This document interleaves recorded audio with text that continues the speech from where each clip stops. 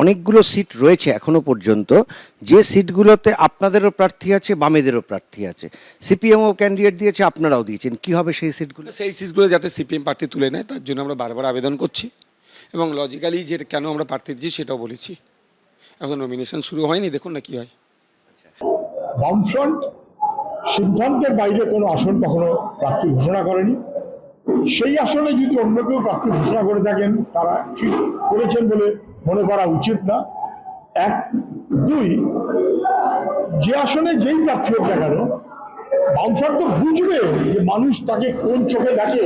তৃণমূলের প্রার্থী হতে পারলাম না, 8-10 জায়গায় ঘোরাঘুরি করলাম, তারপর তাকে কেউ প্রার্থী করে দিয়ে বললো বামেরা তোমরা সমর্থন করো, এরকমের অনৈতিক মনোভাব বামেরা দেখায়। এখন আমি জোটের পক্ষে, লাগাতার 8 মাস জোটটা হোক তার জন্য লড়াই করে গেছি।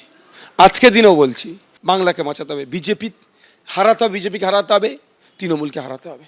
বাম আইএসএফ জোট নিয়ে আরও তীব্র জটিলতা। কয়েকটি আসন ঘিরে বিবাদের মধ্যেই ক্যানিং পূর্ব থেকে প্রাক্তন তৃণমূল বিধায়ক আরাবুল ইসলামকে প্রার্থী করেছে আইএসএফ, যার তীব্র বিরোধিতা করছে সিপিএম।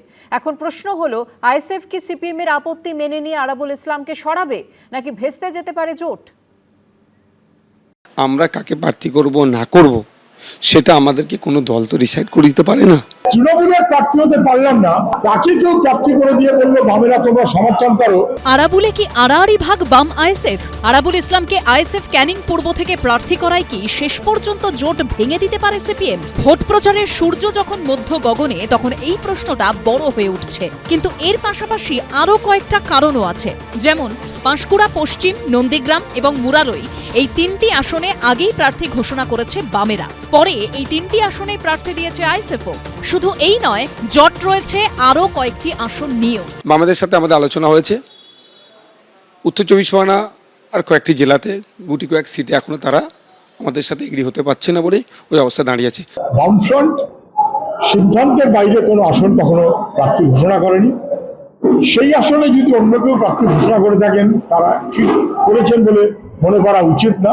তবে এর মধ্যে সবচেয়ে বড় বিবাদ বেঁধেছে আইএসএফ আরাবুল ইসলামকে প্রার্থী করায়। কোনো গুন্ডা মদমাস মস্তান তাদেরকে বামপন্থীরা আমরা দূরে সরে দিই, তাহলে যাকে আমরা পরাস্ত করব তাকেই বগল দাবা করব, সেটা কোনো সুস্থ রাজনীতি হতে পারে না। আরাবুল সাহেব সম্পর্কে বললেন, কিন্তু আমাদেরকে এখনো পর্যন্ত কোনো অফিসিয়ালি কোনো এই বিষয়ে জানানো হয়নি, যা মিডিয়ার মাধ্যমে জেনেছি। বামেদের সঙ্গে আইএসএফ এর 100% জোট যে হচ্ছে না তা ইতিমধ্যেই স্পষ্ট হয়েছে। কিন্তু নওশাদ সিদ্দিকীরা প্রাক্তন ও বিতর্কিত তৃণমূল নেতা আরাবুল ইসলামকে প্রার্থী করার পর জোটে কি আরও বড় জট তৈরি হতে পারে? সিপিএম কি আরাবুলকে জোটের প্রার্থী হিসেবে আদৌ মেনে নেবে? উজ্জ্বল মুখোপাধ্যায় ও বিজন চক্রবর্তীর রিপোর্ট, এবিপি আনন্দ।